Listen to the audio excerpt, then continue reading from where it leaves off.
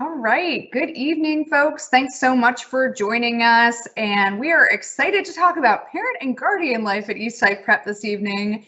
I'm so glad that you're here and really hopeful that we'll be able to answer a lot of great questions this evening.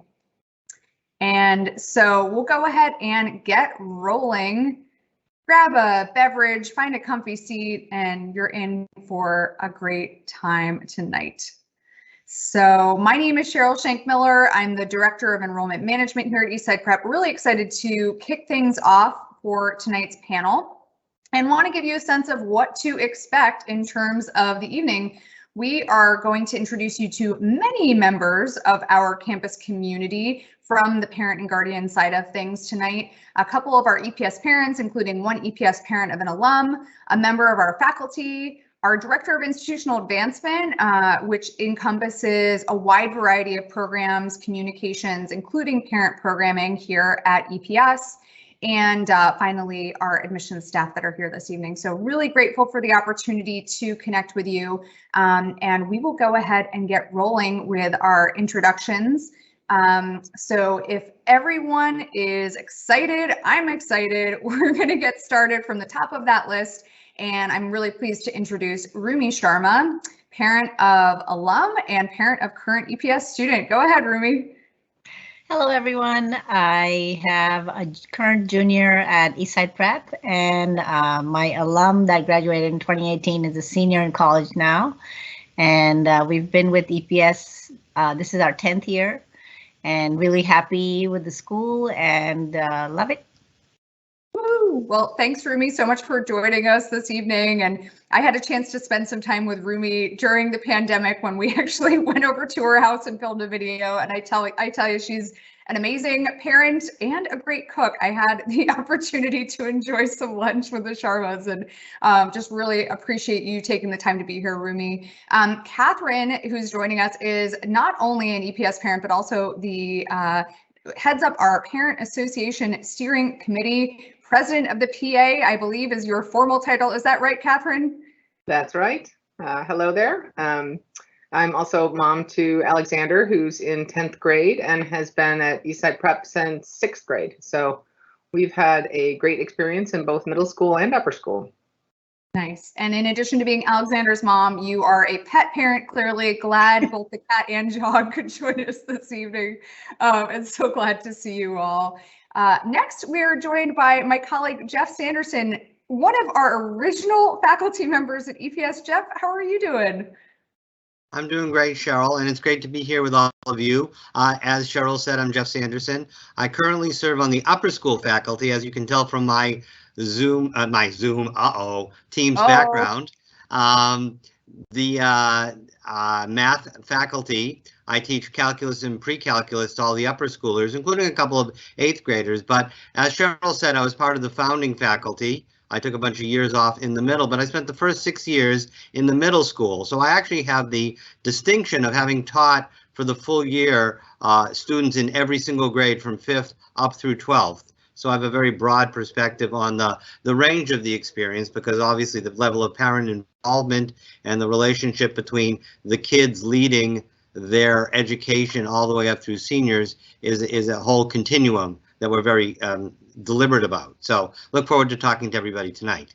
Awesome. Thanks, Jeff. And we are so happy to talk with you about that full continuum, because I'm sure we've got parents that have students applying to all of our grades of entry this evening and are going to be excited to hear more about your perspective as a faculty, and particularly the way that you're interacting with parents and families.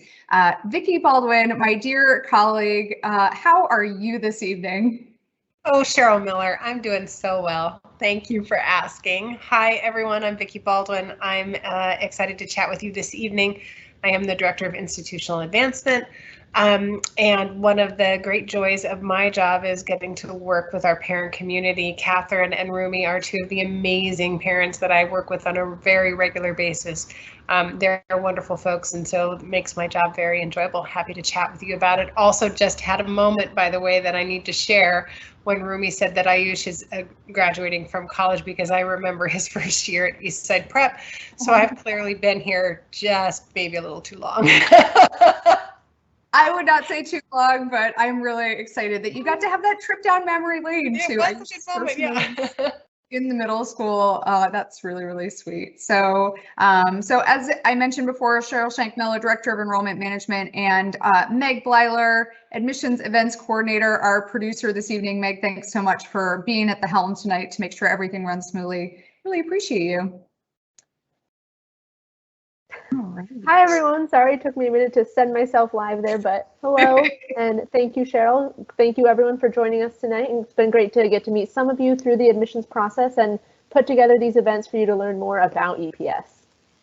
Sweet. Thanks, Meg, so much for everything. And you've probably had a chance to meet Meg if you've been to campus already, or if you are yet to come to campus for one of our guided tours. We're excited to have the chance to meet you soon. So, so let's talk a little bit about format for this evening. You have a Q&A that you will notice in the Teams Live, where you can send any questions that you have our way. We will be focusing tonight on questions related to what it is like to be a parent and guardian member of our community, what the interface is like in terms of the adult community, EPS, how we're organized as a community generally, something that we can absolutely touch upon. We really want to focus this on all of the things that parents and guardians are wondering about from a school life perspective. So when asking questions, we will go ahead and publish ones that are related to those topics. And if there's ever anything that's really specific that you want to ask us about kind of offline, feel free to note that, and we will be happy to respond to that in text, but won't have it in tonight's presentation, which will be recorded. And the other thing that I want to mention is that, you know, we really want our admissions process to be a moment to kick off the tone of how things are going to go in the interaction with the parent community and that relationship between parent and school at EPS. So when thinking about the nature of what we do in admissions, the inclusion of a parent guardian interview as part of our process, the way that we host these Q&As where you can ask us anything, we really want to set the tone for what EPS life is going to be like. So actually, to kick us off, I'm hoping that Rumi and Catherine can share a little bit, if they can go back in their memory banks, to what are some of the things that initially brought your family to EPS? What was, you know, how did you hear about EPS, or what were some of the things that kind of got you on our campus the first time? What were your impressions of the school the first time? And really anything that you remember from that initial process, just by way of setting the tone for those who are in it now in the year 2021. If you want to just do a little rewind button on time and help us with some of the things that you're thinking about, and just go ahead and unmute if you are ready to share. And Rumi, you get first dibs. Oh, and you're remuted again, so go ahead and unmute yourself. There you go. Yeah, so I want to start with the first time we did a tour back in 2012 for the school that time for my older one. And I remember just the campus was much smaller then, but I just remember the classrooms being so inviting. What was being said in the orientation for the new parents, you know, it was just really nice to hear. One of the first things I remember is they said so my older one joined in 6th grade. And one of the questions that they answered during the school year for the kids is, what does it mean to be human? And I remember that distinctly because they tied that question into multiple disciplines, you know, math, science, how are they looking at it in history? And that was really cool for me. And I just remember the faculty being super excited about teaching, and my son definitely got a kick out of doing the tour, and found the community really like friendly and happy. So yeah, he was super excited to join the school when he got admitted. Awesome. Awesome. Glad to hear it. And Catherine, how about for you? What are some things that you remember from initially finding EPS? I guess I would say I had heard about it from a couple of friends at work when I was still working at Microsoft, and their kids loved it and had raved about it. And then we heard about it at our elementary school, so we came to visit. And I just got that sense it was just it was a great meeting. As Rumi said, the teachers seemed really smart. The administration seemed really kind of on it, and everyone did seem kind of all together and happy. And it struck me when I was at work at Microsoft, sometimes you would get a group or you'd get a leader and everybody wanted to be in that group because it was just really a great place to be. And I was like, wow, I'm getting that same feeling at this school. This is just like, this is kind of the place to be. They really know what they're doing. They were just well organized and well run. And yeah, I think we immediately got a very good sense of the school. Awesome. I'm glad to hear it. And yeah, it is, I think for so many of you that are on this program tonight or watching this program, you may have a connection to the EPS community through somebody that you work with or a neighbor, a friend, a family member who has introduced you to the place. And it really continues to be the #1 way that a lot of folks are acquainted with EPS is just through that word of mouth connection. So we're grateful for all the folks that share the good news of EPS with one another, because it's how a lot of wonderful people come into our community. And the second question that I want to ask you all is really, when you think about the experience of making that choice of a school and some of the ways that you invest in it as a parent, what's that process like? Well, a lot of times we get this question of, for families that are making that transition from an elementary school program, especially an elementary school program they've really loved, to a middle school program, or maybe even a middle to a high school program, and they know this is going to be a change, this is going to be a shift. What are some things that you remember in terms of maybe coming on board to the EPS community and some of the ways that was different from your elementary schools that you were coming from, and maybe some of the ways that it was similar?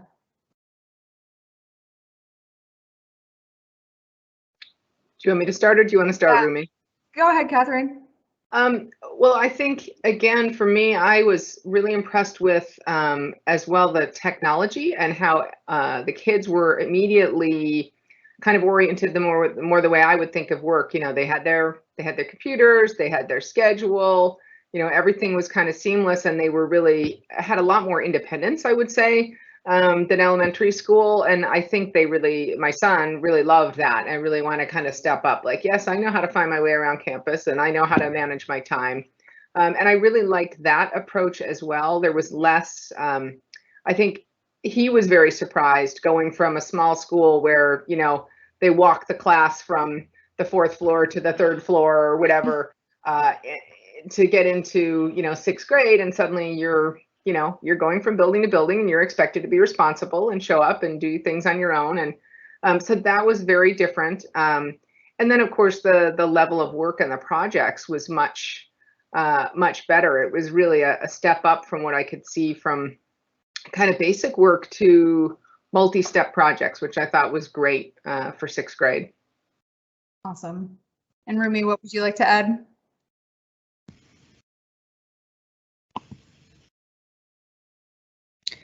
Yeah, so I also agree with Catherine. I think the school did a fabulous job of making the kids, giving them the laptops, but also having them be super responsible with them. That was a new thing for my 6th grade at that time as well. And no uniforms, because we were in a school which had uniforms. So he was super happy about not having a uniform to wear. And he also had some friends that had joined the previous year, so made the transition for him easier, just knowing that he already knew some people. But I feel like, he was super excited to be at school because we found the teachers, wonderful, and he was happy to be there to learn. So, yeah. Great. So it sounds like definitely a transition, but one toward more independence and one toward a little bit more self-sufficiency, or a lot more self-sufficiency, and no uniforms. Yes, that is something that many students who come from schools, especially elementary schools with uniforms, are very excited about when they join the EPS community. And it's a pretty casual place in general, I would say. So, so great place to come as you are. One thing that I'd love to hear more about, we talk a lot about the parent programs that we offer at EPS. And Vicki, I'm wondering if you can give us a little bit of an overview from your perspective of some of the many ways that parents can be engaged in our community, just kind of a high level. What are some of the basic categories of engagement for parents and guardians in our community? And then I'd love to hear from Rumi and Catherine about some of the specific ways that they have gotten involved within some of those different categories. Sure, I'd be happy to give that a try. And one of the things that I think is a transition point for some parents coming into Eastside Prep, depending upon how engaged you've already been in your kids' elementary school, it can feel like a shift, I think, to come to EPS, not because we want to keep the parents kind of at bay, but really because we want students developmentally to hold on to the campus and the classrooms as their own. So we don't invite parents into the classroom as much as they are often happening in elementary schools, and we don't invite parents to drive on field trips, that sort of thing. But again, it's really to encourage the students to kind of hold on to this place as their own, and that's very much part of their development and what they're ready to start to do at the ages that they come to EPS. But what we do invite parents to do is be actively engaged with other parents. We do invite parents to let us know if they have a particular topic that they are well versed in that they want to present to students in classes, and we let our teachers know about that. But we also have events for parents. Fall Harvest is one of our big events. We just had it in October after not being able to have it for over a year. It's a great event, just a social event. For parents, we have another one usually in the winter. We just postponed that to spring. And then we also have our parent association is very active. We have grade level reps who create social events every month or every trimester for the parents to join, to get to know each other, to kind of bounce ideas off each other about what their kids are going through and what developmental stages they happen to be in at that time. And then we do that kind of as a school as well on a regular basis. Our middle school head and our upper school head host events to bring parents in to talk about what's happening in the school. If you're the parent of a girl, you might hear a lot about what's happening in the school, and the other parents maybe they're not hearing quite as much about what's going on at the school on a daily basis. Vicki, are you seeing that there might be a difference amongst the genders in terms of communication styles broadly? I think you're that probably is a little too broad, and I probably shouldn't say that. I'll just say there's a difference among kids. I have heard a lot of parents tell me that they know nothing about what's happening in school, and the best thing about getting together with other parents is finding out what's going on from the other parents who have kids who do share a lot of information. I think at a certain age, the word fine. How was class today? Fine. How was school? Fine, kind of comes in. So we do have a good opportunity, I think, many good opportunities for parents to join in at our parent association, with which Catherine and Rumi is one of our volunteer coordinators for the parent association. So she's got a lot of information on this, but we have roles like sports booster, faculty and staff appreciation, hospitality. We have lots of different roles and areas that parents are getting involved in that are really supportive of our community and really build community, which is, of course, the point of the parent association. Nice. Well, Catherine, as the one heading up that association currently, will you kick us off with some of the different ways that you've been involved in the EPS community, and maybe some ways that that's changed over time as Alex has gone through his experience? What would you like to share in terms of just ways that you've been pertaining to the EPS community broadly? Absolutely. Well, when I started, I think 6th grade, I kind of was just sort of getting used to what was going on, but I was very happy that there were class reps kind of organizing and getting things together, because as Vicki mentioned, I have a child who tells me nothing. And, I used to have a source at our elementary school. There was a girl mom, and her daughter would tell her everything. And then I'd hear all this stuff, and there's drama between the kids, and, my child will say nothing. So it was great because in the early days in middle school, we would do something like a joint event. So one of them was putt-putt golf. The kids played putt-putt and the parents had lunch. So I could catch up with the parents, but he was also my child was getting kind of socialized and getting to know people because it was his first year.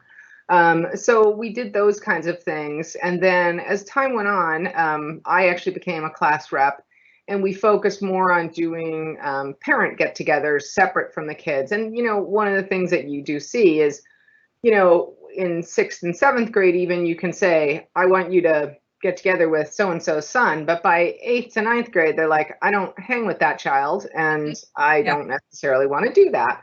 But I still want to hang with their parents. So it's really nice that we have the parent get together. So then we started focusing a little bit more on, coffees with the parents, and really networking and connecting with them as well. My one friend, Stephanie, who had also been in the parent group, suggested that I get involved with Kelly Moore, offered through the school these mindfulness classes, and that ended up being amazing. So I joined that and got to know a whole group of other parents outside of my child's grade, which was really nice because then you kind of see across the school. And then I kind of did another role in the parent association, working with the class reps, and got to see a little bit more of how faculty staff appreciation works and how hospitality works. And, I think there are engagement points from the grade level socials to the all school socials, like the fall harvest or the winter celebration, to even the sports, as Vicki mentioned, the kind of sports boosters. We talked about that in the meeting this morning. The team parents are kind of out there all rallying the parents for their team. But then when you get something like homecoming month, we went out to the homecoming game at Robbinswood Park, and it was like half the school was there. It was like a giant party. I'm like, wow, I had no idea. This is great, because all the parents wanted to support the kids, and the team was crushing their competition, and it was a really fun day. So I see a lot of opportunities to get together with parents, and all the parents I've met have just been really, really nice and very welcoming, very inclusive, and just such a diverse group of people that I'm always interested and always entertained in the conversations. Mm-hmm. And Catherine, before we move on to Rumi's comments, I'm wondering if you can specifically address one of the questions that we got in the chat, which is just generally, how did you find that experience of interacting with other parents in your son's class when you joined? Like, it sounds like one of the things you shared already was it was great to have some of those social moments where kids were interacting, gave you a chance to interact with other parents. But can you just speak broadly to the quality of that, like what that felt like for you in terms of how you found that experience, parent to parent? Well, again, very inclusive and nice, because, we had been at our elementary school Alexander started in kindergarten, right? So he was there kindergarten to 6th grade. So I didn't know anything really about the school, as much as I do now, certainly, and I didn't know most of the parents. So one of the things that was great, we did parent ambassadors, and my parent ambassador would kind of call me and say, hey, are you going to this social? And I was like, oh, I think I missed that. I actually had an email problem. All my EPS email went to junk for the full first year. I don't know why, but now junk folder is my favorites. I think it has something to do with Hotmail, but she would call me and it was like, oh, great. Yeah, I should do that. So, it was nice because the parents would kind of network and kind of keep you in sync. And, everybody just seemed, again, very friendly and kind of open to getting to know the other person and getting the kids together. So, yeah, I mean, it was a very positive experience for me. Great. That's awesome. And Rumi, what would you share in terms of some of the ways that you've been involved, how that's transitioned over time, and then specifically to that question of, interacting with parents within the boys' grades, what would you share? Oh, and you're muted, Rumi.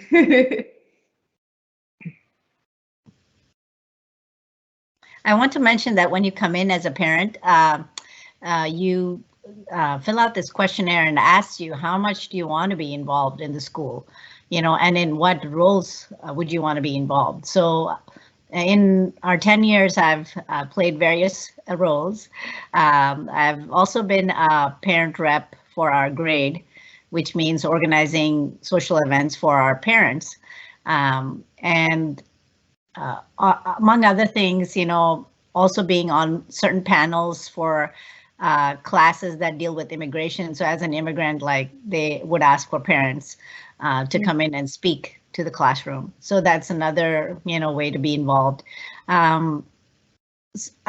We've really loved, getting to know the other parents. And to Catherine's point, we've I've enjoyed being in coffees with my grade where, yes, as my son also doesn't share, he's one of those types, but you get to hear things from other parents. And our grades have WhatsApp groups and Facebook groups, so parents can share or ask questions, so that's another way of keeping the community connected as a parent. Those and again, being like a sports parent. So if your child is playing a certain sport and you want to support the team, you show up to all the games and you make sure that their parents, you send emails out about making sure that people know there's a game. And usually we have a lot of parents come in and watch the kids. Mm-hmm. So there are many ways to be involved as a parent in the EPS community. And it's been wonderful just to get to know each other really well. When you're watching a game, you get to chat with people on the sideline, with other parents. So you get to know parents, not just in your grade maybe, but if their child is, higher or lower, playing on the team, right? So you get to know more people in the community, depending on how many different types of things how active you are in the mm-hmm. school. Mm-hmm. One question that we received, which I really appreciate, and you all I know won't be able to answer from an I perspective because you both live on the east side. One of our parents is wondering, does being a Seattle family complicate this at all for kids, most importantly, but also for parents? I'm wondering if you can speak to the nature of being part of a school community where some folks are going to be commuting a distance. And for some of our Seattle families, it's actually less of a distance than families that are located on the east side. Although sometimes that bridge can be a psychological distance. But I'm wondering if you can talk about just what it's like to interact with grade levels where you've got folks that are all the way from Edmonds down to Renton, over to Issaquah, over to West Seattle. What comes to mind in terms of, kind of the nature of those connections and some of the ways that you are able to stay connected with one another? So I think thanks to COVID and all our virtual social gatherings, it's become much easier in some ways for parents who can't make the commute for whatever reason.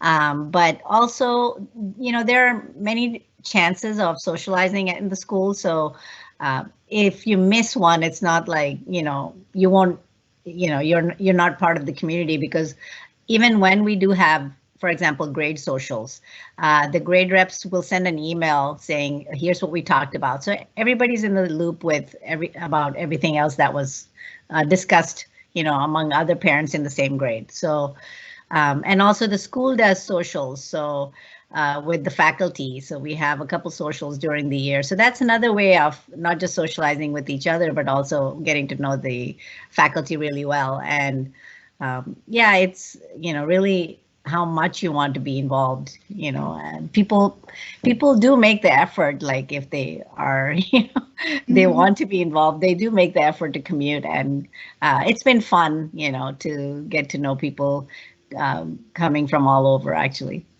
Yeah. I think it's interesting to see how much the inclusion of virtual events has shifted the landscape in terms of knowing that we've got opportunities to be together virtually, we've got opportunities to be together in person. And I think we've really been able to focus on those in-person events really being about social connection and just the benefits of face-to-face rather than information dissemination. It's part of why knowing that we had some post-holiday travel concerns with Omicron and other things going on, like we wanted to move that winter celebration to the very beginning of spring so that we would be more likely to be able to safely gather in person and have that face-to-face interaction. But Catherine, I'm wondering what you might share in terms of just socializing with families throughout the region, and certainly in your professional life, you had an opportunity to interact with a lot of people who commuted across the bridge, and we're probably doing that both for work and for their child's education. So what comes to mind for you? Well, first, I think I should mention too that one of the things I think was really nice for the whole parent community was when the kids switched to virtual, we switched our coffees to virtual. So we were Zooming with parents, and I'm sure Rumi can tell you, we had a lot of people. You know, that was a very weird time, especially in the beginning of the pandemic.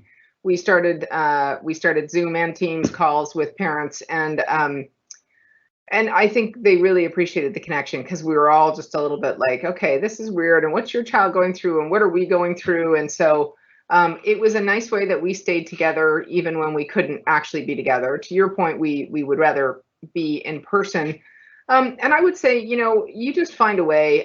For most people, if they're commuting, they've made that decision either because they are also going to work. I know there's a child in Alexander's class who is over in around Sandpoint Way, and so the dad is a Microsoftie, so he commutes, so he brings the child, but you know he comes to our coffees, and we always try to locate things closer to the school, so that's kind of a central point because people are back and forth there, and I think that ends up kind of being the kind of the neutral zone, if you will, like everybody can make it there and then we can socialize there and it's an easy commute that everyone's gotten used to. The other thing is we try to have events at different times. So, you know, when I was working, it was very difficult for me to just leave in the middle of day and do an event. But if you're going to do it at 5 o'clock at night, absolutely. I can come, I can spend a little bit of time. So we schedule and stagger. Some coffees or get-togethers are in the morning and some are in the evening. And I think that's how people make it work. I mean, I will say on the weekend, sometimes when I'm driving like 45 minutes to a friend's house for my child, I think, it would be nice if you made friends with a child that lived a little closer. But we do make it work. And I think, yeah, you know, people are so used to a commute around here that it doesn't feel like an issue once you're here. Mm-hmm. Yeah, and I really appreciate you highlighting that because it is certainly a trade-off when you're choosing a school that has, as Eastside Prep does, a wide community coming from across the Puget Sound region rather than a neighborhood school where it's just going to be students that are in the same, neighborhood, zip code, what have you. It's certainly going to be a different dynamic in terms of traveling a little bit further afield and making that commitment. But it's something that I hear time and again from our families is that they're willing to make that commitment and that, centering life on the EPS campus when it comes to in-person activities is a great way to ensure that everyone's doing that standard commute, even if it's going to be a little bit longer for some folks than others. But really appreciate your input to that question. When we are getting the questions in the chat from families, I love some of the things that we are hearing about. And one thing that I want to ask about is this question about, can parents email teachers with questions throughout the year? Let's talk about kind of parent-teacher or parent-guardian-teacher communication and how that works for folks. And Jeff, I'm wondering if you can kick us off with this question. Can parents email you questions throughout the year? Is that limited to any particular moment in time?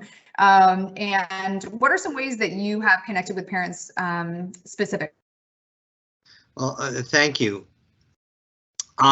So first of all, I want to go way back in history to just say, the school is what's very exciting time for the school because next year is our 20th anniversary. And so we're both a young and an old school. And the most important thing to notice in our DNA is that the school was founded as a sort of a partnership between parents and faculty. It really was a group of parents who were on the east side and did not feel there were enough options for independent school on the east side, and they got together. When I joined and we were about to start, it was parents who were in the classroom.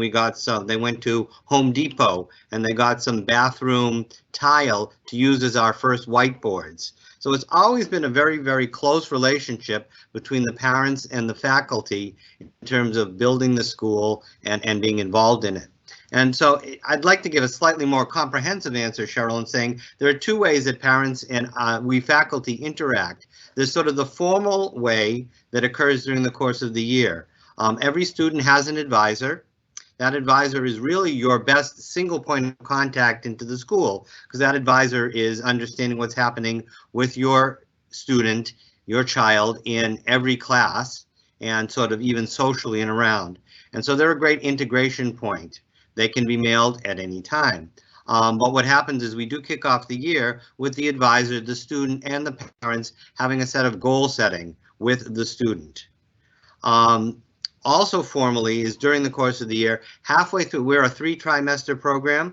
Halfway through the fall trimester, we write comments about each student. They have a mid-trimester grade, and we have a conference that is optional, but is set up and done with parents, as students, and with each faculty member. So it's a one-on-one. So if you want to have a conference with me, you have a conference with me. Then you have a different conference with the English teacher, different conference with the social studies teacher for each area that you're interested in.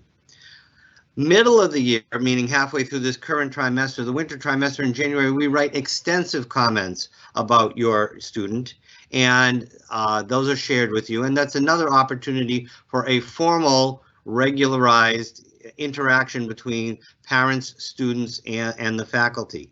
But to answer the specific question, sort of the a la carte question, is yes, we have the beauty of technology, both Microsoft Teams and as well as email, is that we're open for your comments, questions at any point in time.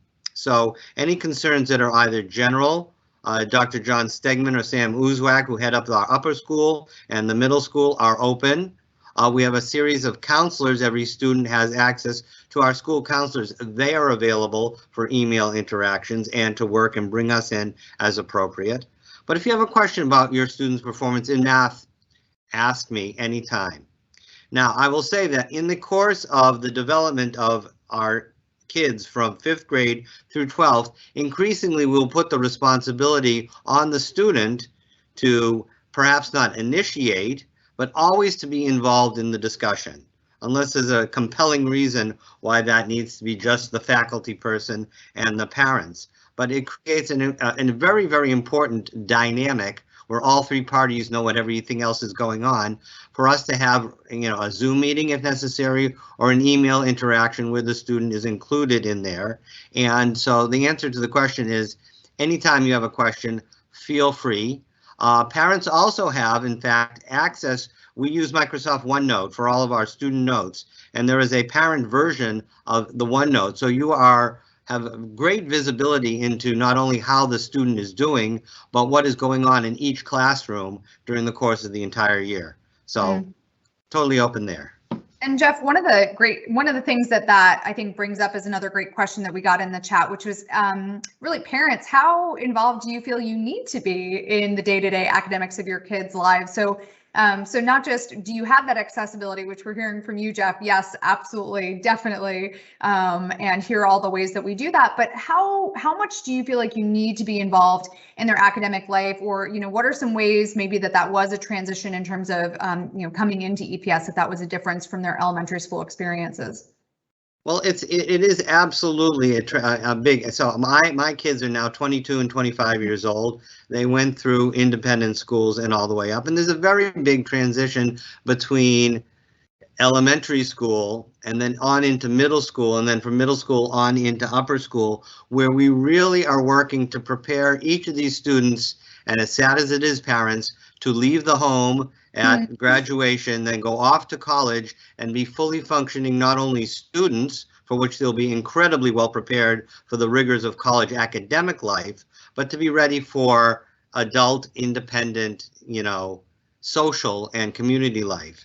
And so, there's a very strong, tendency that as it goes on to really look to the student to initiate, the student to drive, the student to coordinate. Very often, the less you step in, we want you very involved. We want you to know what's going on. We want you to know that there is an open door. But we all know that forcing your child to do homework is not the best way of getting an independent, functioning, adult learner. And so it really depends on the individual student and the family dynamic. But, it's really up to you how involved you really want to be. Yeah, yeah. And I think, Jeff, you probably had some parents with a little tear in their eye when you were talking about that going off to college piece. And I think you had other parents who were probably like, yep, and it's going to be great. So so I know we've got a wide swath of experiences within the parent guardian community. But Catherine and Rumi, to that question, what are some ways that you feel like you do or don't need to be involved in the kids' day-to-day academic experiences or EPS experiences? Do you want me to start? Go ahead. Yeah. Gosh, this is a great question on a lot of levels, I think, because kids are so different. I have polar opposite children. One who just wants to get it done, never procrastinates, and doesn't need me to look over his shoulder. The other one, a little bit of a procrastinator. We'll say, I don't have any homework tomorrow. Well, yeah, but you have 5 things due the day after tomorrow. And so what I love is, yes, to answer the original question, you can email and connect with the teachers at any time. And I'm always amazed what incredible insights they seem to have on my child that even I don't have. And I'm like, oh yeah, actually you're right. So that's nice. But I actually love the learning management system Canvas that EPS has, because you can choose to be as aware or not aware as you want to be, right? So with my older child, again, I don't need to know when he has assignments. He's going to do them and we're all good. My younger child, I need to know. And you can get notifications. So I can see every day there's a new Spanish assignment, there's a new chemistry assignment, this assignment's been graded. If you want that, you can fill up your email box and be very in the know with what's going on. To Jeff's point, yes, we want to encourage them to be independent, but every child kind of develops their sort of executive functioning skills at a different pace. So you can really have whatever you want. If you want to be hands off, don't get any notifications, don't look, they manage it, great.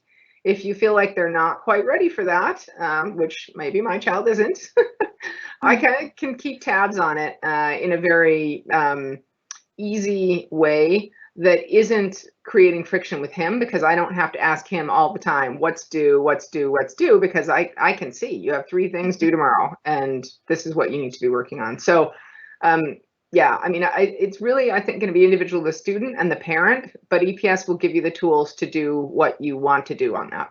Mm-hmm. And Catherine, who do you feel supported by the most in the EPS community around creating that channel of communication with your son, as far as some of those different executive functioning pieces, work management pieces, knowing that yes, you have that insight to stay informed, but you're also not the person who's asking about those things, like you said. So kind of who's your partner in that at EPS? Well, I would say a couple of partners. I mean, beyond all of the teachers, because they all kind of talk to each other and coordinate about the students. The advisor, as Jeff mentioned, our advisor is wonderful and, really kind of looks out for Alexander and looks across his classes. We also opted to do the guided study hall program, which has been fantastic. And that is a little bit focused on the executive functioning skills and helping the kids kind of look across what they have to do and manage their time.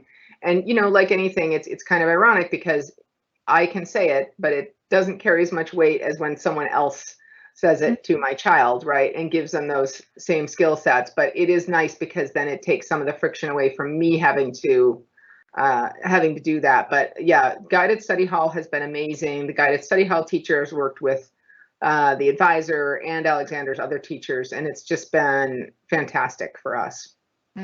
Great. Thanks so much for that, Catherine. And Rumi, what would you share in terms of just the nature of that communication with faculty, the extent to which you feel like you need to be in touch versus, just the access that you have? What's the sense that you have in terms of it, maybe how that's different between your 2 kids?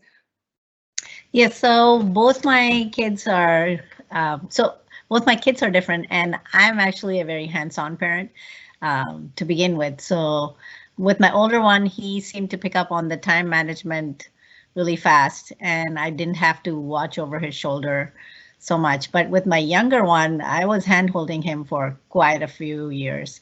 And not because, the teachers are not doing a great job, but because I was concerned that he was not doing enough on his end.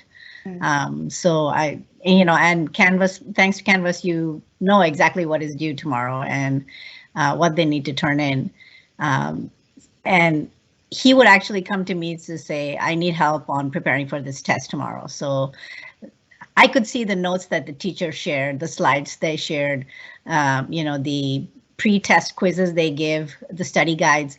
I knew exactly what was going on, in his class, to the point that at times, like, we would go through study guides a couple days before, and if I had questions, I would just send the teachers email saying, hey, we were going through the study guides and we're kind of stuck. We see the answer, but it doesn't make sense. So teachers are super approachable. They have an advisory group. Every grade has an advisory group where the kids meet with their advisors in a group. And the advisors, I feel like, do a great job of making sure the kids are supported and they know where to go when they need help.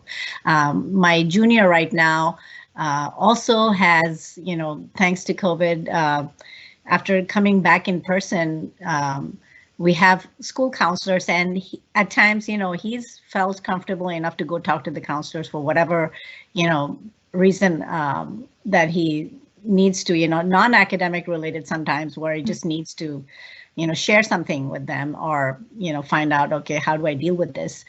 Because every child is different, right? And the teachers, there's many opportunities we get as parents to get to know the teachers. In the beginning of the school year, we have the back to school night, where you get to, attend a 5-minute session of what classes your child is taking and what the teachers are going to be teaching. So you get an idea of what your child is learning beginning of, every term. And also there are parent-teacher conferences. So we've often had wonderful conferences, where sometimes my younger one who's been struggling, it's been really easy to just talk to him with the teacher and just get to know, okay, what do we need to do differently? And the teachers are really supportive and encourage self-advocacy for the students. They want the students to come in and, ask them for help, and not so much, we don't have to lean, they don't have to lean on us as parents to go tell the teacher, because they want the kids to come talk to them directly. And I think that's one of the wonderful things about the school, where they teach that from the very beginning. So a lot of times I didn't have to be involved, but if I felt like I had questions, the teachers are awesome. So everyone's style is going to be different, right? Between individuals in a family, they're going to have different communication styles. They're going to have different work management styles, executive functioning skills. So I think really knowing that we can meet a variety of different needs that are there within our families, I think is a wonderful thing to hear. And we have another communication specific question that I'm hoping Vicki can kick us off with. And just this general question about how often communications are sent out in terms of email or letters.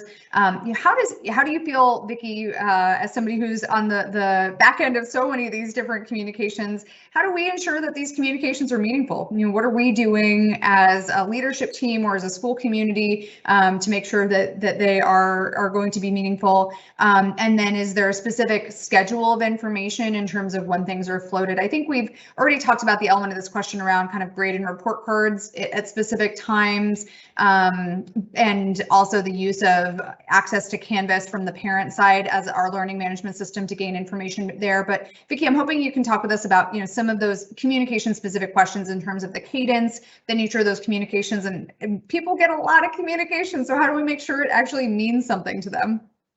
I know it's really hard, isn't it? And it's a fine line between communicating everything that you want to get across to people and then overwhelming people with communication. So we have been working on that as a school, as part of our culture, to just try and make sure that our communication is coming out in a timely manner, that we're providing the information we want, but we're hoping not to overwhelm folks with what we are providing. So over the last couple of years, we consolidated our communication down as far as kind of the regular communication of the school.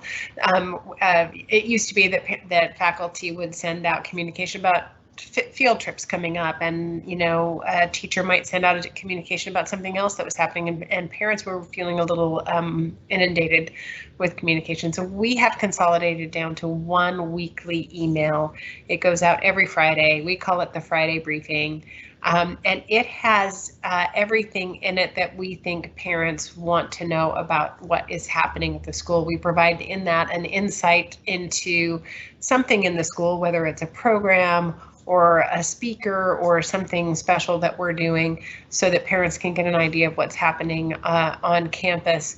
And then we're providing information about upcoming events and field trips and all sorts of things that are happening.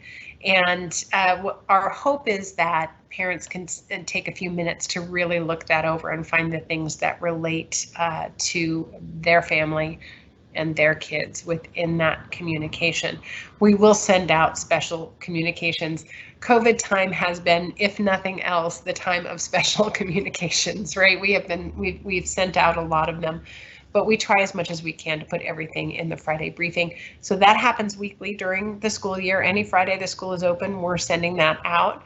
If we're closed for a while, we will resend it. Like for instance, over the Thanksgiving break, we resent it the day before we came back, so that parents could be reminded of things that were happening. And then our other major communication tool is probably Inspire Magazine. Comes out twice a year, and that's more of a deep dive for parents into what's happening in the class. Our faculty write articles about what's happening in the disciplines. We write about the program. Students will write pieces. My first interaction with one, Ayush Sharma, was an article that he wrote for us. I think his very first year at EPS when he was a 6th grader. It was fantastic. So we do work on that communication and do our best to keep it meaningful, concise, whenever possible. But it definitely, if you're sitting at home on a Friday evening, great time to review that briefing.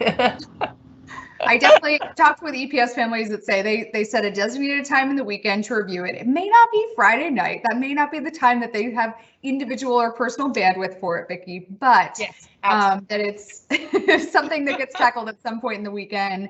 They answer any surveys that we have in there. They take note of anything that should be on the calendar that isn't already. And also, I want to note that calendars are a great way that we provide access to our currently enrolled families to be able to subscribe to a wide variety of calendar feeds so that they're getting that information. Because one of the things that I hear from a lot of folks is, we get information over email, but then, maybe if it doesn't land on the calendar, it's not going to be relevant. So you get all of the calendar access to be able to, add as many different things from sports events to parent guardian events, things like that. So Catherine or Rumi, anybody want to add anything from that kind of like how meaningful is the communication coming from EPS? Is it too much? Is it too little? Is it just right? Should we hit the Goldilocks moment in communication? Go ahead, Rumi. Can you hear me? Yep. Okay. Yeah. So among other things that are there in the weekly briefing, they have grade level specific events as well as school-wide events. So if like we had a parent association general meeting that was for the whole school today. So that would be the link to that meeting was in there.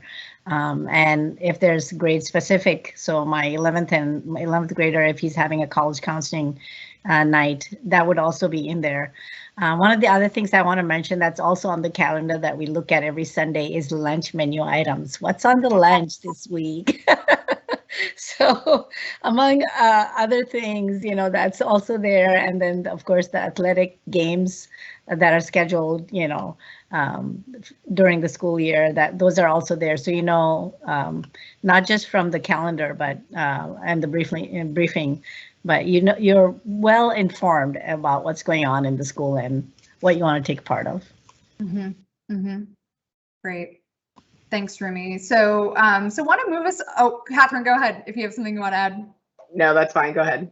Okay, cool. I want to move us on to a question because we have, and Catherine, you can kick us off with any thoughts that you have about this. And Vicki, I think you probably will as well.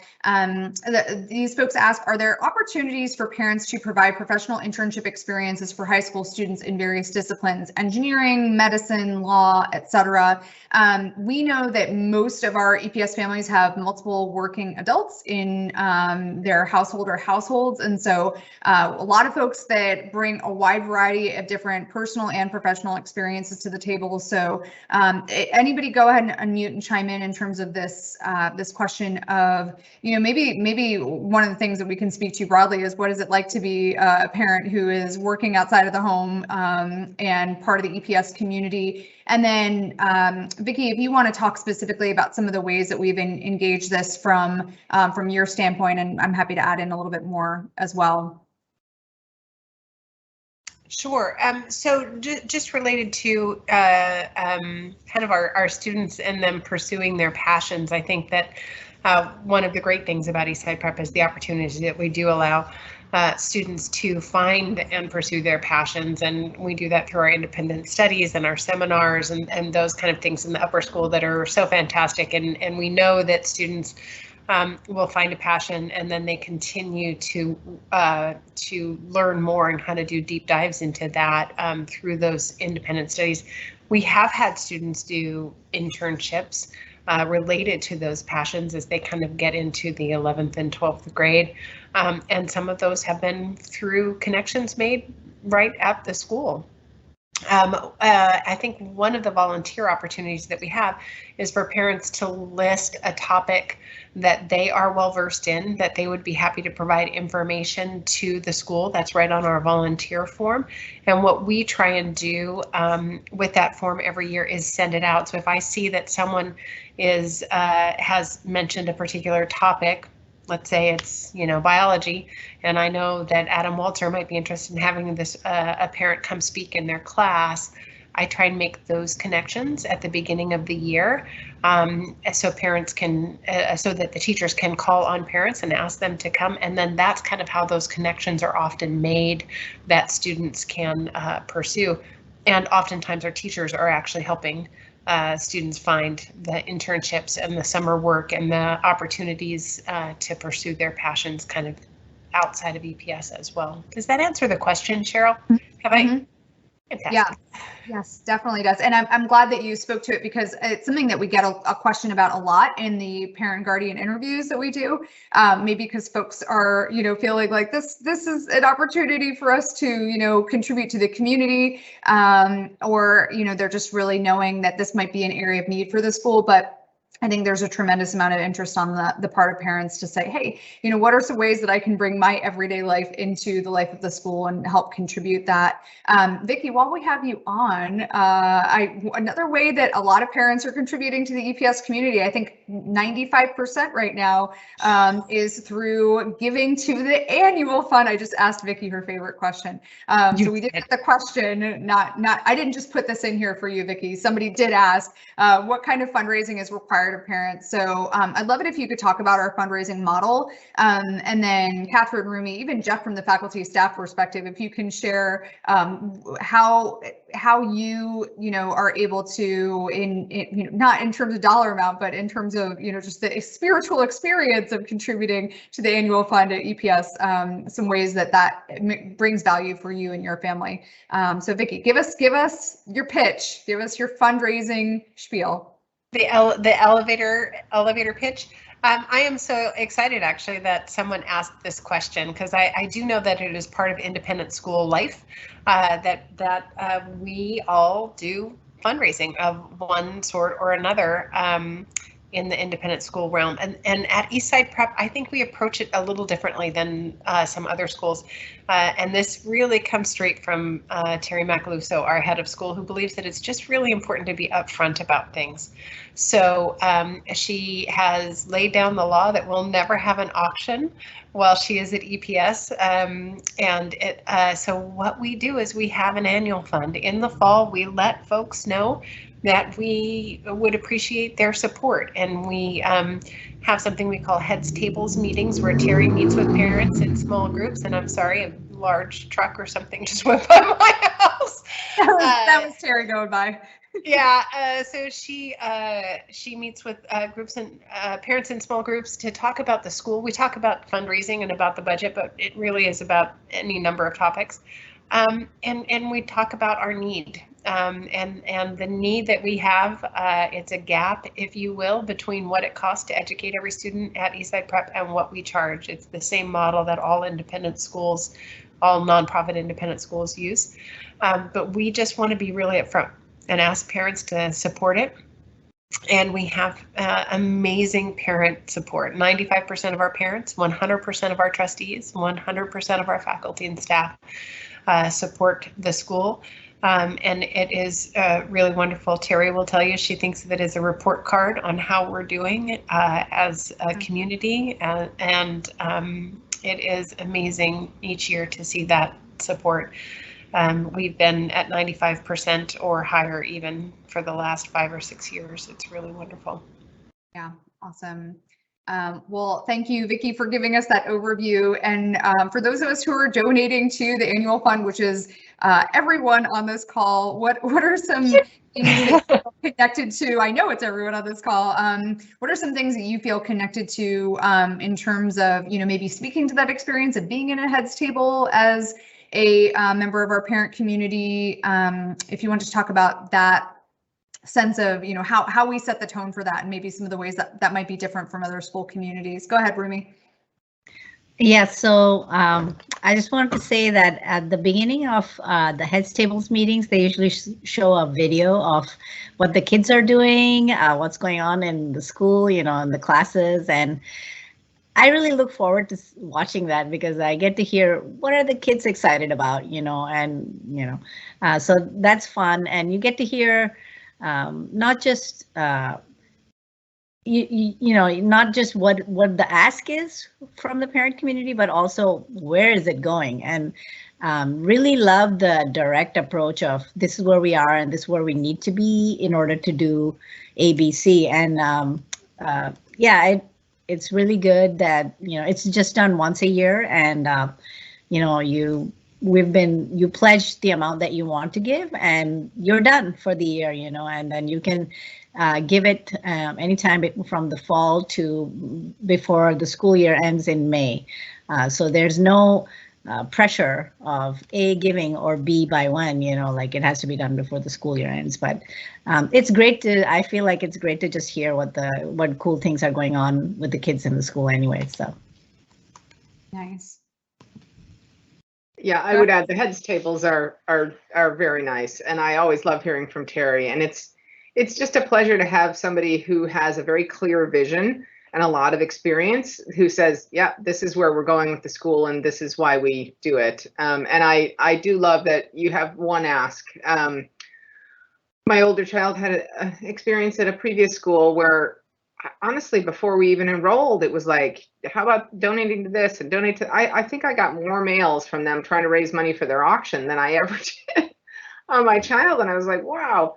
And you don't experience that at EPS. And the other thing that I love, it's so smart. By doing that, they can get matching gifts and it like doubles your money, which, what a great way to run the school. So yes, it's kind of like, I sort of think of it as part of the tuition, but it's a much smarter way to do it. And then, yeah, you don't have to think about it. And the school never asks you for money throughout the year for, random little things, and you don't have to go to the auctions.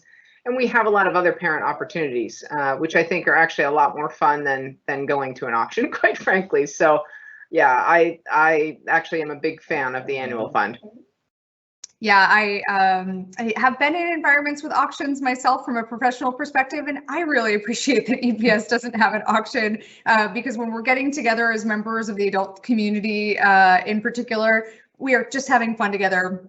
There is not a paddle raise. There is not any sort of, monetary consideration in our fall harvest or our winter celebration events. And it's something that I've really loved since I've joined the EPS community myself from the employee perspective.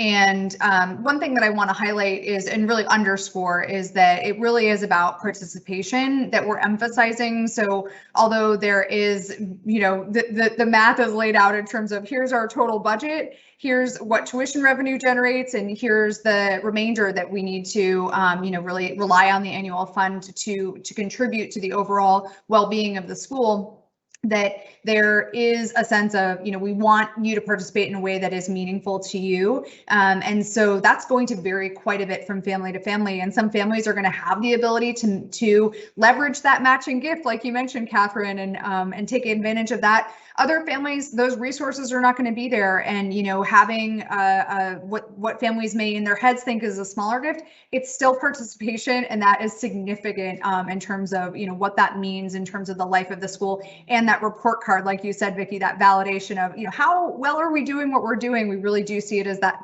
thermometer, that barometer for, kind of what's happening from the family perspective and the life of the community. So really just want to highlight that we want to minimize asks, as Catherine said.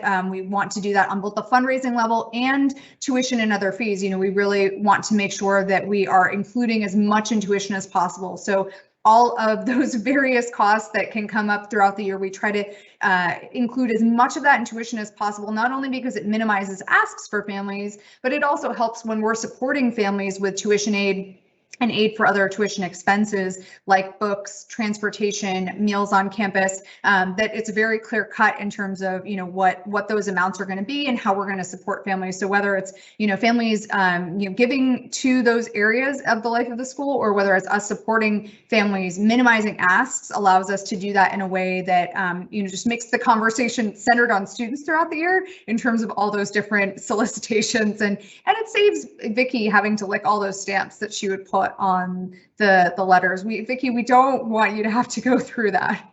I so appreciate that, and I'll just say that the stamps are, self-adhesive at this moment, but those envelopes still have to be licked to close, and I just, there's only so much of them I can do. Well, Vicki, we're glad to spare you that experience. One thing that we got a question about in here is, the question of, is there any parents affinity group in EPS?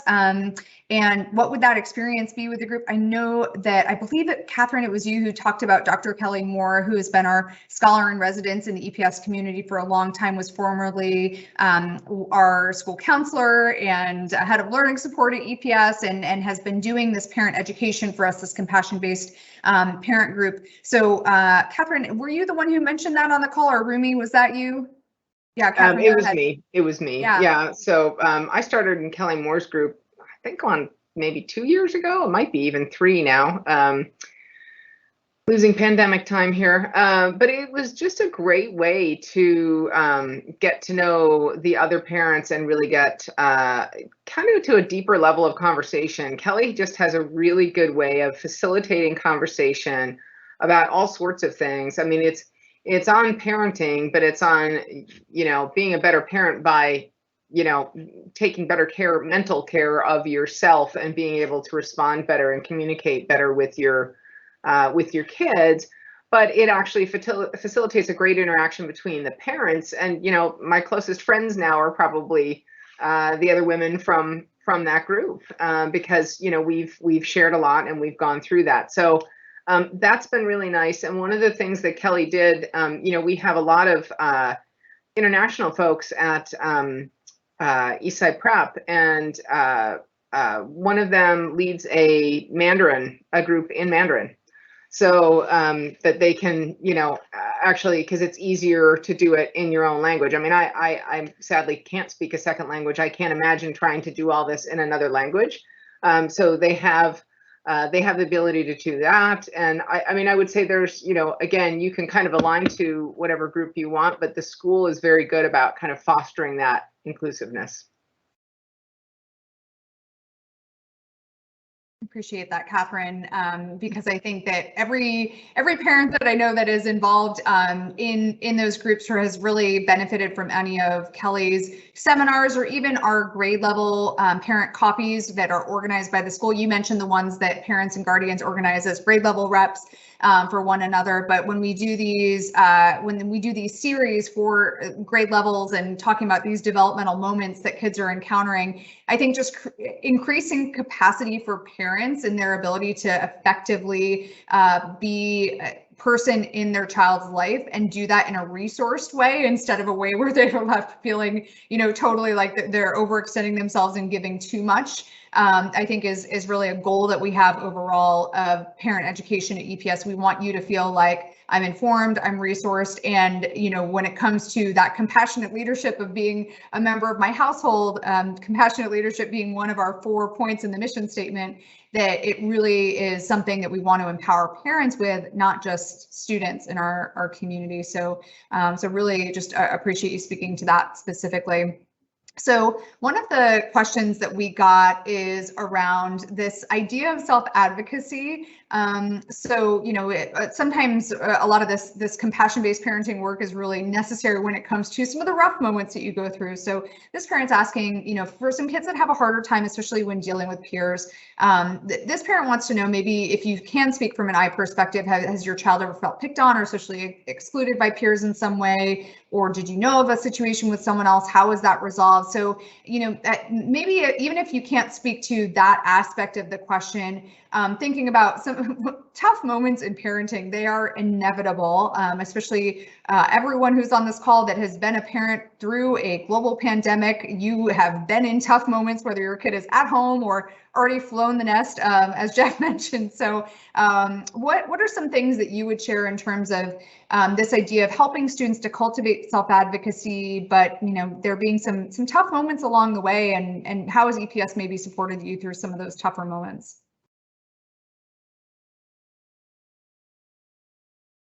That is kind of a tough question. I think one of the things I've loved about Eastside Prep is that when my child joined, he was kind of just welcomed in and found a group. And I just don't feel like we've had those awkward moments. I mean, of course, it's a school, and I'm sure some child has had those awkward moments, but we've been very fortunate that all the kids have just been very nice. And one of the things that I am so impressed with the kids now at this age, and particularly at EPS, is they're so unflappable about everyone's kind of different style. Oh, yeah, that person doesn't eat meat, or this person, is going by a different pronoun or whatever it might be. They're just like, okay. And I don't see that kind of social dynamic where you see it sometimes you can see at other schools where they can be kind of nasty. Now, of course, maybe that comes out somewhere, but I don't hear that from my son either. And I don't see him, I think as Rumi said, he's happy to go to school. Well, as much as any child wants to go to school. He loves EPS and he's happy to see his friends, and the friends are really the big draw. So I'm sorry, I can't really give you an instance on that because we haven't had to face that, because I think that's another thing that I love about EPS in terms of your admissions process. You do get a good mix of kids, and the kids are really nice. And so, sorry, not much help there, but. Yeah, no, it's a good problem to have, to not be of help with that question. But I think speaking to that tone generally is something that's appreciated. For me, what would you add?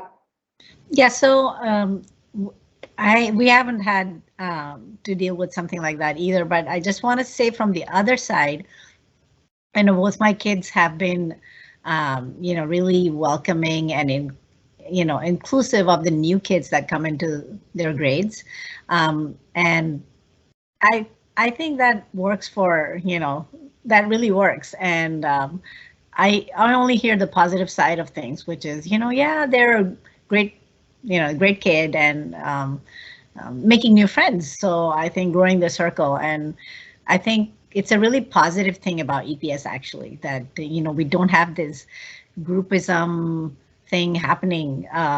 Maybe that's so out there in other schools, but I feel like our school does a really great job of making sure everybody gets to know everybody else really well, and is inclusive of each other.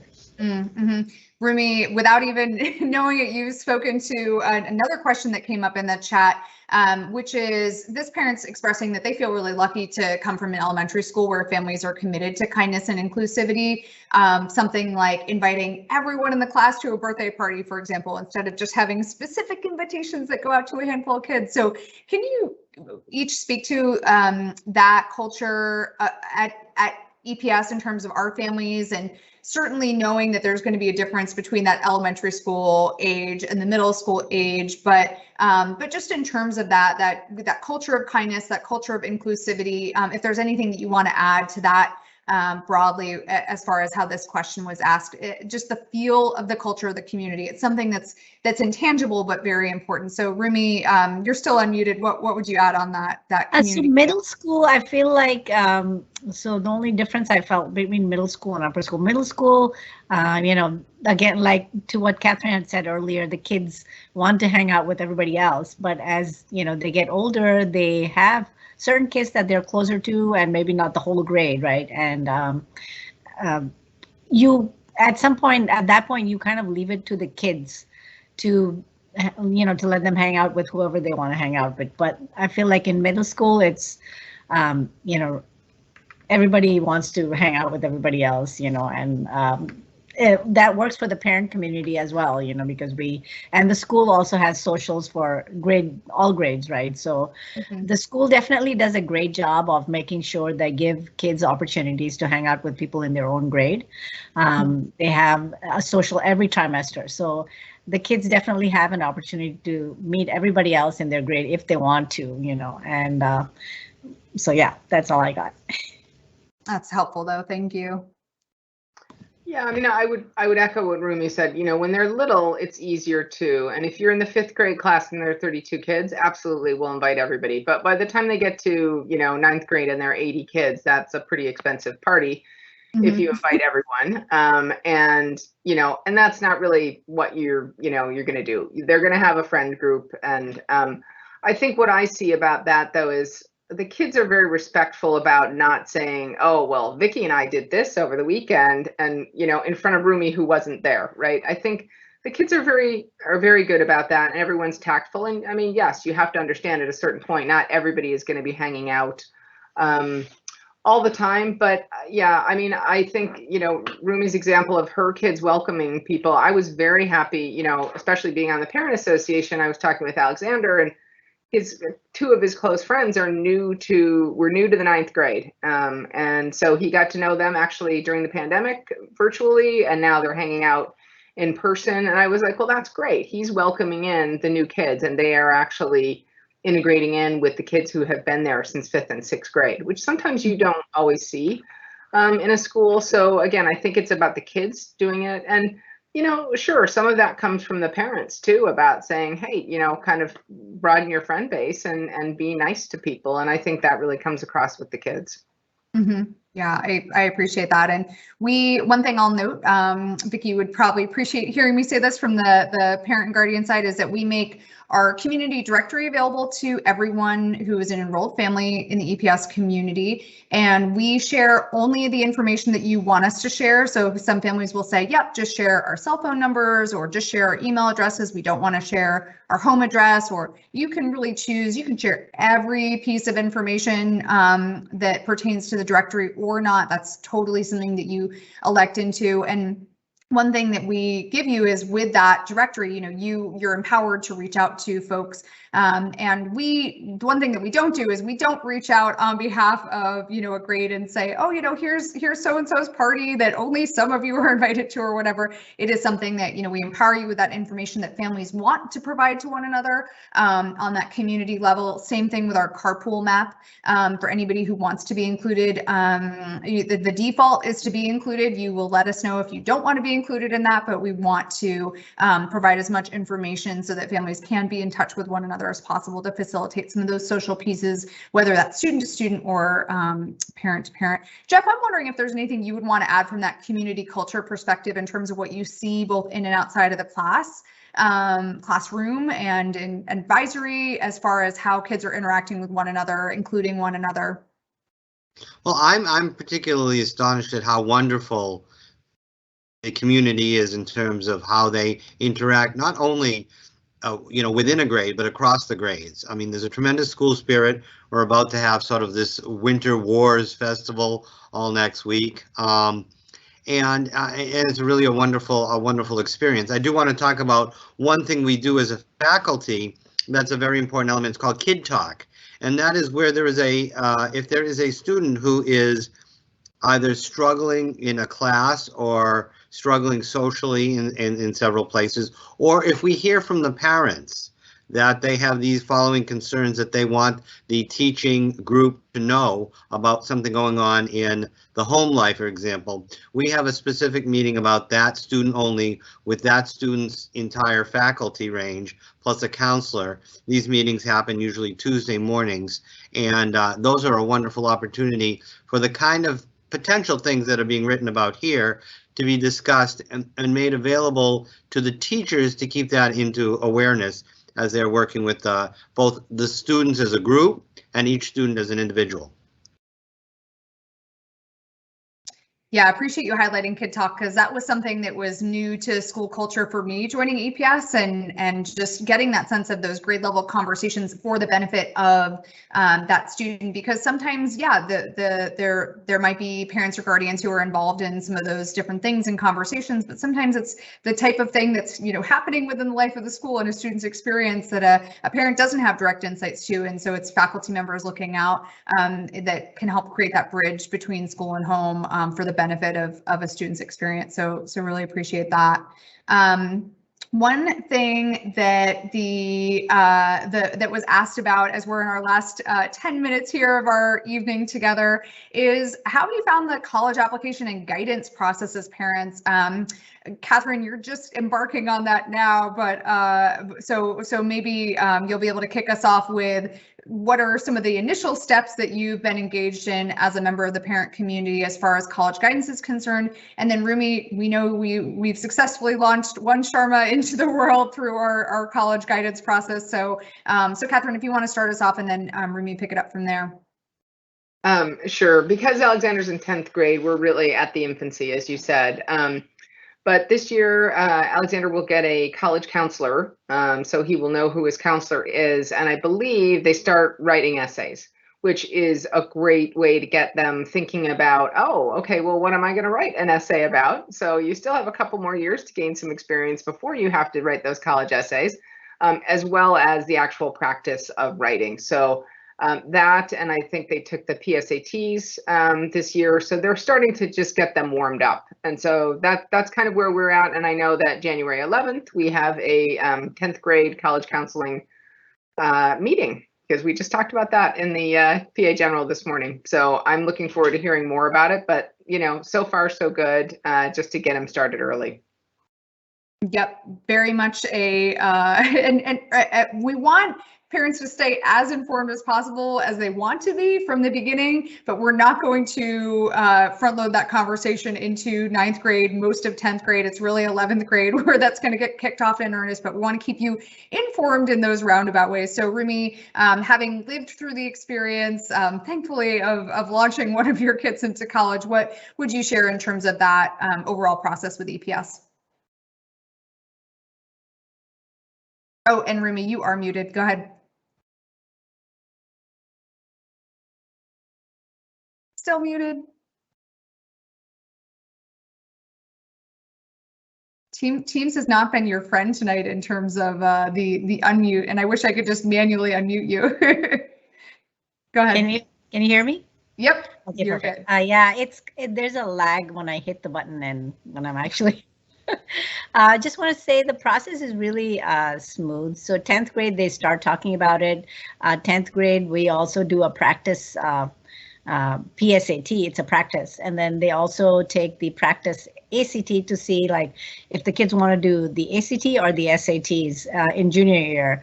And then the kids do the actual PSAT in junior year. And then, a lot of the kids figure out which exam they want to take for their college applications.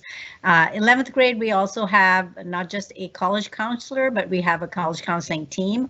We get a teacher, a writing coach, that helps with the students when they start writing their essays, but that actually happens summer after junior year. But right now they have that team, and they start meeting with the parents. The parents have to write about what their expectations are, what their child is like, so the teachers and the writing coaches have an idea of what kind of student they have, what are their interests, what they want to study in college, those kind of things. The students also get to write about who they are, what their personality is like, what are they going for, what are they looking for in colleges, right? So 11th grade is a lot of the college counseling team starts to meet with the families one-on-one, and we have a few meetings. I want to say like 3 meetings during the year, and then they really give the students a deadline, dates on what the students should be aiming for. So usually they encourage kids to start writing their college essays. They've sort of started narrowing down on the colleges they want to apply for.